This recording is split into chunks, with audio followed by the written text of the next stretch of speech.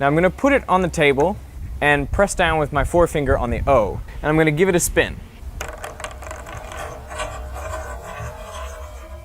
Do you see that? You can only see the O as it spins around. Let's make sure that's not just a fluke. I'll try it again. So putting my finger on the O, and I see only O's. Well, let's try putting my finger on the X and see what we see then. And we see only X's. So why is that? Why do you only see the label of the side that you press? Well, I don't want to tell you the answer right away.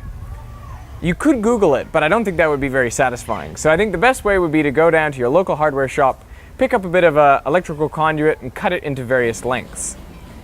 Now, to help you out, I have made a shorter length of tubing with the same markings on it. So let's give that one a try and see how it compares. So first I'll press on the O. We see 3 O's when I do it like that. Right? But you don't see the X's. Yeah. But if you put your finger on the X to start with, then you see 3 X's. That's interesting. So what's the deal?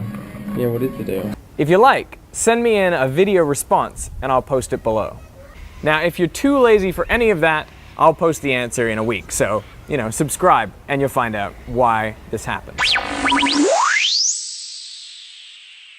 So normally when I'm filming my videos, I have to approach people and ask them to talk to me about physics.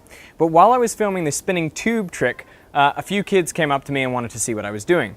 And we got to discussing how the trick works, and one of the kids suggested that I try spinning the tube on a glass table. Now, a glass table is beyond the budget of Veritasium, but a piece of glass resting precariously on the backs of 2 chairs, that I think I can manage. So if this was glass and you clicked on the X and we were looking from below, you'd see the you're O's? hectic, Jared. I reckon you'd still see the X's. I reckon you still, I don't know, but I reckon you still see the X's. Good question. It is, And it then is, next video. this is the next video. We need to do it. Next need to video. do it on Next the glass time. table. Now, instead of saving this for another episode, I thought I would do it right now, and that way you may have a little bit more evidence to figure out how the trick is working. So I'm going to place the tube on the glass surface, and I'm going to press down on the X, and I want you to make a prediction. If we look from the underside, from underneath the glass, what will we see? Will we see an O, like the student thought? Will we see an X, like I said we would? Will we see both the X and the O? Or will we see neither? So I want you to make a prediction now. Click on one of the annotations if you're watching on YouTube. If you're watching on a mobile device, I'll put the link in the description, so hopefully you can check that out. Let's give it a shot. So make